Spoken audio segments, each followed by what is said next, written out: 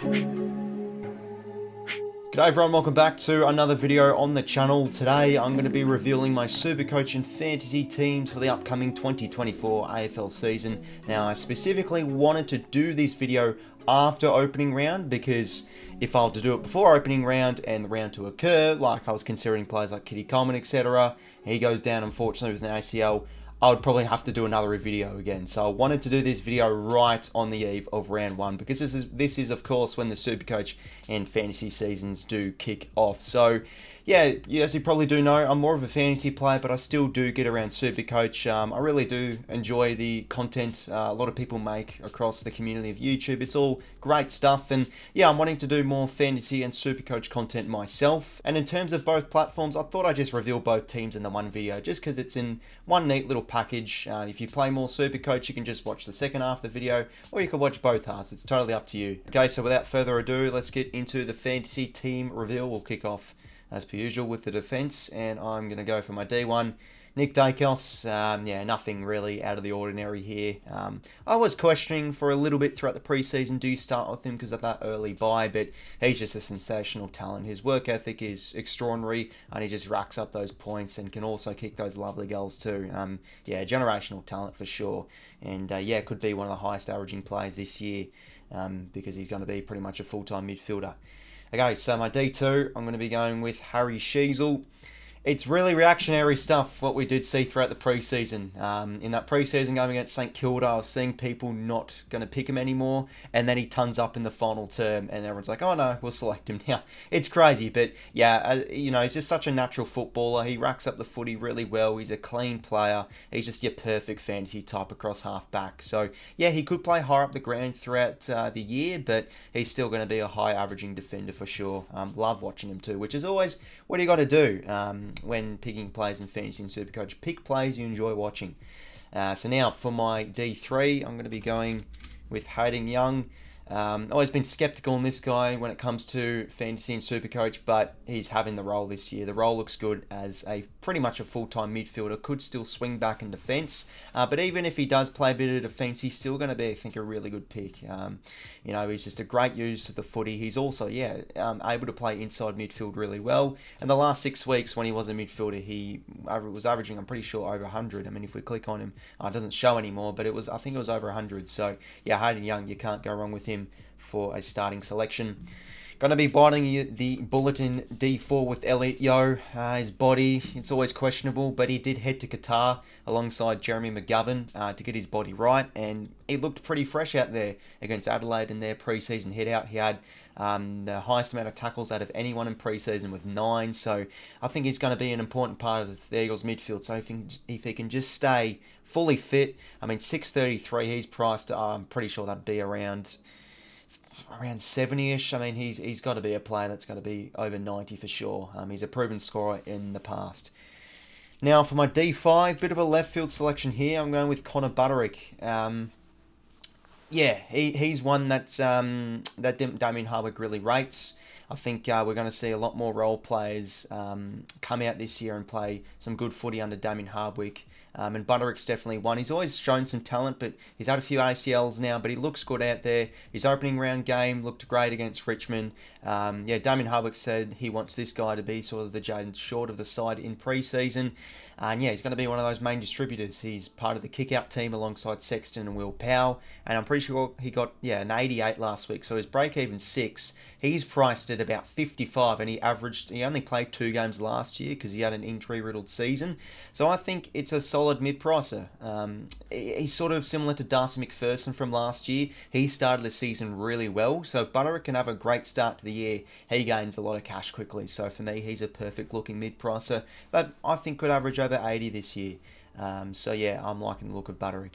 And to close out my defence, I'm going with pretty much everybody has this guy, Zach Williams. Because there is so much value in the defence, I think you can have Williams in your D6. I don't know about Caulfield. He could pump out a 70, but then he could pump out a 40 or a 50. But Williams, proven scorer, he was on about 50 at half time against the Lions, and he only scored 19 in the second half. But yeah, proven scorer. He looked good out there for his first game in quite a while because he didn't play pre-season. Yeah, should be pushing 80 plus, so I think he's going to be a good starting pick. And then for my bench options, I'm just going to go with Blake Howes. Everybody owns him. He scored really well against Sydney last week. And then Ari Schoenmaker, I'm going to be selecting for now. I've been considering Zach Reed, but you know, he's a key position player, so that doesn't usually tend to go well in terms of fantasy scoring, but Essendon do like to chip the ball around their back 50, so he's one to consider. But if Schoenmaker plays, I think I'll stick with him because, yeah, he looked good in their pre-season hit out, racking up the football. Okay, so now for my midfield. For my M1, I'm going to be going with an ultimate professional. Love watching this guy play, Connor Rozee. Yeah, you've got to be starting, I think, at least either Rozee or Butters in either game because of those important buys with the Port and Fremantle plays.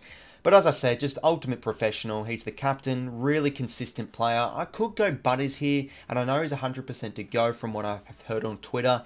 But I just like watching this guy play. As I say again, really consistent. He racks up the marks too, and just all around a really, really balanced midfielder. Probably won't be M1 at the end of the year, but I think just your solid, safe starting midfield option for sure. Not really too safe with this one here because he's always up and down, but I'm going to be going with Jack Steele. I'm going to be, biting the bullet with him. He was up and down last year. He just had some issues with his body throughout last year, but he just seems to be primed for a good season from what we've been able to see. Good enough looking pre-season. I think he'll lead that midfield well. And if the Saints want to be a serious side this year, he's got to be at the peak of his powers. So I'm going to be locking him in, and hopefully he can go back to over, 105. I think 884k is a price you got to like. So Steele, I'm going to be going with my M2. For my M3, I'm going to be going with the old 𝐓𝐡𝐞 Miller. Like watching this guy play, of course. And, from what we've seen in the preseason and the opening round game, he's looked solid. Injury-riddled season last year. He came back in whilst Flanders was dominating. Didn't look too great, but was the highest, I'm pretty sure, for the CBAs in the preseason and their game last week. And he's just your perfect fantasy type of player. Like, he's hard at the football. He racks up the marks, and he's a bit more of that consistent scorer and a bit more of the scorer I can trust over Anderson and Rao when it comes to fantasy scoring. And 868k for a player like 𝐓𝐡𝐞. He looks primed for a great season, and I think that's an absolute steal. So Miller, I'm going to be going with as my M3. For my M4, I think you've always got to consider a bit of a breakout player, and I'm big on John Newcombe this year. I think he could be a top 10 player in the competition, certainly for like coaches' votes, for example. Really impactful player. I hated it. He got a 127 in the preseason, and I'm like, damn it, he's going to be so highly owned. What's he now? He's 13% owned. So I wish he was a little bit lower, but I think this guy could have like a Sarong type breakout season, could go 105 plus. He's just got, I think he's just really improved his ability to hit the scoreboard and have that outside game. So alongside that, very tough in the coalface too. So I'm liking him as an option. M5, pretty obvious option here. Nick Martin.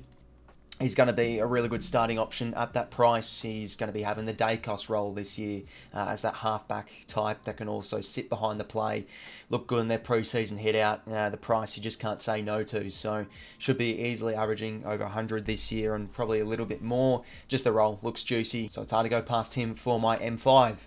For my M6, pre-season can sometimes cause a bit of a trap for some of these plays, but Riley Bonner, he's looked good in their hit-outs early on, and I'm going to be going with him for my M6. Looked really good in their back half, and because he's a left footer and also Webster's out, I think he's got something to prove in that Saints defensive 50. I just like his composure, and he genuinely looked good. He wasn't like a hack or anything turning over the football. He genuinely looked quite good from half back. So I'm going to be going with him. He's really cheap, 463k. So if he can pump out, some 80 pluses early on, he's going to be a really good mid-pricer that could, occasionally also hit some tons. Let's hope. But those Saints defenders just chip the ball around so much. As soon as they intercept, they just are looking for those short kicks or switching the play. They're not really much of a long kicking side. So, also 𝐼𝐻𝐿𝐴 Miller was a player I was considering too. Bonner, I'm big on. So, I'm going to be going with him for a bit of a mid-pricer type, because I think these 5 mids could genuinely be keepers. Bonner as the mid-pricer for my midfield. And then, the 2 rookies, don't have to talk about these guys too much. Colby McKercher and Riley Sanders. Everybody has them, so, it's nothing special. let's hope they can put on some early scores. And then for my midfield bench, Matty Roberts, I was having him on my bench for quite some time. But yeah, now everybody's going to own him because his break-even is -71. But his role looks good. He looks quite good there from half-back. He looks composed. His ball skills and decision-making was nice. And he's taking kick-outs too for the Swans. So yeah, he could actually be quite a decent scorer. And I've been seeing as well, people have been considering fielding him. I could do that possibly as well, but I'll put him on my bench for now. And then, yeah, Jai Clark for my final bench spot from the Cats. Ruckman now, Gordon Grundy. Don't have to really talk about these guys too much. Yeah, Maxi Gawn. He got convincingly beaten well in the end from Grundy, but as a solo ruck, he's still going to be a very good scorer this year, and he's still a good value pick at 831k. And then, yeah, Brodie Grundy as well. Again, that pre-season hit out against Brisbane, everybody was like, oh no, time to take him out of the team. It's because Peter Ladhams was playing. And usually, if Ladhams and Grundy are in the same team, it's hard to score. And it was a pre-season game as well, so Grundy obviously wasn't going to be playing at the peak of his powers. But yeah, it was sensational against Gawn and put up a high score. So his break-even's what? 8. Yeah, he's definitely going to be gaining a lot of cash. And then I always like to go with a loophole option here. I'm just going to be going with Finn Barmailey. Love the name. And yeah, it was picked up in the draft, or rookie draft, I'm pretty sure, last year. But yeah, always run with a loop for captaincy options. So yeah, here he goes as my ruck bench option. For my forward line now, yeah, I've been going back and forth here between Flanders and Jackson, but since I'm running with 𝐴𝐸, I'm going to be going with Jackson. It's one of those ones I think you just got to bite the bullet. He hasn't played any preseason games. He didn't play in their hit-out against Port Adelaide, but Shaun Dux out for at least 4 weeks from what I've been seeing, so I think you've got to be going with him. And also, he's just a really good young player. I think we forget that he still has untapped potential, so surely now the second year at the club, he'll continue to just rack up the points. But yeah, the role looks good now as a solo ruck, so I think he can have a really good start to the season. So yeah, I'm keen on him.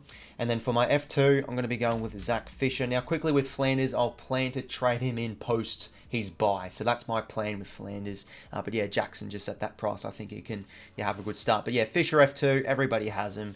Yeah, he's going to be up and down a little bit, probably in terms of scores a little bit, but he's still going to be a good accumulator for them, let's hope, for North Melbourne. James Jordan for my F3. Again, everybody owns this guy, 40% owned. But yeah, has... You know, I think his role is good enough. He's mostly playing on the wing, can also go in through the centre bounce as well for the Swans. But yeah, when Adams, Mills and Parker goes back in, I must say he could be one of the first people out, just because the Swans have got Lloyd, they've got McInerney, they've got Braden Campbell, they've got plenty of that James Jordan type, so he could be one of the first ones out. But yeah, 454k, low break even, you've got to be starting him. Alex Sexton for my F4. His role looks good across half-back. Let's hope he's not a Charlie Constable, but he does look good there. He doesn't look like much of a hack, so yeah, I think to start off the year, let's hope we can see some good accumulation from him and gain some cash fast. And then Harley Reid for my F5. Everybody has him on field. A bit of a no-brainer. And then Darcy Wilson for my F6. Could run the bit of the rookie roulette here during one of the buys, like James Jordan or Sexton, as my rest of my forward bench options is Charlie Lazaro. And also, I'm going to be going with Caleb Windsor for now. Now, his job security is really, really good compared to the other rookies, but his value probably isn't there. You could go with someone like a Seth Campbell, because Windsor doesn't really look like the guy that's going to be accumulating the footy a lot. He could be a bit more of the slow burn type, but I'll just have him in for now. But yeah, like, you know, when Jordan and Sexton has their buys, you can do a bit of the rookie roulette and put the E on Lazaro or something, because Lazaro looked quite good in their preseason the preseason games. For my utility to finish off the side, I'm going to be going just for Sean Manor for now. There's a few options I'm considering. I could go like Cooper Simpson. He was one that I was big on. Yeah, there's just a number of types, but if Manor is picked, I'll probably go with him. But Simpson's also a type I'm big on, but it's probably just a placeholder for now. We'll just see. We'll just wait on the teams later on this week. But yeah, there's my fantasy team, everybody. We've got 59k left over, but yeah, some good value selections. I think that's always important, but at the same time, you want to be picking your keepers too. You don't want to pick too many of those mid prices because it's just forced trades. But I'm pretty keen on this setup. Yeah, you know, there's a few 200k rookies in here, but they do look good to play. So yeah, Maley as the loop option. And that's pretty much the team, everybody. So we'll now move across to SuperCoach. Okay, now for my SuperCoach team reveal. still, as I said again, more of the fantasy player. But yeah, I'm still quite big on SuperCoach, and with more of the trades this year, that will definitely assist me a bit better because, yeah, I've ended off SuperCoach seasons as of late quite poor. But yeah, let's get into it. So Nick Daicos, I'm going to be going with my D1. As I said again, really, really talented player who's going to be racking up the points. He got a 131. He's primed for another great season. Pretty similar setup to my fantasy side, 𝗲𝐻𝐿 D2. Again, grade accumulator, clean footballer. Hayden Young for my D3 option 2. Going to have a really good role this year as that inside midfield type for sure. And then, yeah, my D4, new player, 𝗍𝐼𝐻𝐿 𝐌𝐚𝐭𝐞𝐬. I love watching this guy play. Only averaged 85 last year, but he was a little bit up and down. His second half last year was terrific for the Saints, and I think he's just going to be one of their prime distributors from halfback that can rack up the marks with how the Saints play out of their back half. So I'm big on him this year. Could also go 𝐿𝐼𝐻𝐿, but I'm paying the premium with 𝗑𝐼𝐻𝐿. Just really love watching this guy play, and I want to have him at least in one of my teams, either it's a fantasy or SuperCoach, because I enjoy him so much when watching him play. Zach Williams for my D5. Again, should be hopefully averaging at least 75, 80 plus. And with how SuperCoach scoring works, you can go with one of those key position player types. So Josh Gibcus, a lot of people are fielding this guy to kick things off. You know, he gets about 40 in fantasy, then he gets about 70, 80 in SuperCoach. So, yeah, he's definitely a fieldable player. And then my bench option, pretty obvious selections here with Blake Howells. Everybody's going to be selecting him because of his break even. And then Nick Coffield, hard to go past him because he's still one to consider for fantasy as well. But 123k is an absolute must because he should be having a good role as that sort of hopefully third tall interceptor, as he was able to do really well at the Saints. Midfield now for my big dog mid, going to be going all in with Marcus Bontempelli. He's hard to say no to because he's just such a beautiful footballer to watch. He's better as a SuperCoach player too. Fantasy can be a bit frustrating, but just his impact is sensational. Can rack up the marks too, and just he's the nucleus on how they move the footy too. He just gets so many marks. Sensational player to watch. Simple as that. Okay, now Zach Butters is going to be my M2. A bit better of a SuperCoach scorer than fantasy, again because of that sort of impact type, and he probably has a bit less marks than your Rosie type, but in terms of hitting the scoreboard, and sometimes he can be a little bit hacky by foot, but he has that ceiling for sure, Zach Butters. And again, what I've been hearing, he has had a brilliant off season, so hey, he could still go to the next level. Could he be pushing 120 average in SuperCoach? Could definitely be the case. For my M3, I would have loved to go, again, 𝐴𝐿𝐿 here or Jack Steele. But with how my team is structured in the end, I can't because I just can't afford it. So I'm going to be going with 𝐴𝐿𝐿 Miller here again. Yeah, should be, again, a really good scorer, hopefully this year. Just as I said in fantasy, he's a good scorer as well, also in SuperCoach. Just a really, really, great player to watch that can rack up marks, tackles, tough as nails at the footy, and his work ethic is very good too. So, certainly we should be pushing 110 average, let's hope, if his body is good this year, because he is a proven scorer. Nick Martin for my M5, again, 21% owned, so to be honest, I thought he was a little bit higher owned in SuperCoach, but sometimes he can be a little bit hacky by foot, and that could hurt his SuperCoach score. He's probably better of a fantasy selection, but his role is too good to pass up on. Martin in that spot there. For my M6 here, this is my M5. I just got a bit muddled up there. I'm going to be going with Matt Crouch. Yeah, he's I don't know, I'm a bit sceptical on him. I mean, he's a proven scorer in the past, and his back half of last year was very good, but will he be, how will he go within Adelaide's midfield this year? Could he be one of the first people out of that midfield? Because you've got Sam Berry this year, who is a bit of a forgotten player. He was sensational in 2022. He could take that next step. Also, you're considering Rankine and Rochelle are going to be playing more midfield time. So Crouch could be lower on the pecking order, and also that could translate into SuperCoach points. But, he's a really good accumulator. He's good in the coal face, and I think he starts off the season well. So, yeah, I'm going to be running with Crouch in that position. For my M6, I'm also going to be going Bonner here. As I said again, he's just good coming out of that defensive 50 from what I did watch of him. So I think that translates into good Supercoach points, and he's cheap, really cheap at 284k. So hopefully he can start off the season well. And then yeah, 𝐓𝐿𝐵 𝐸𝐿, just like in fantasy for my rookie options here.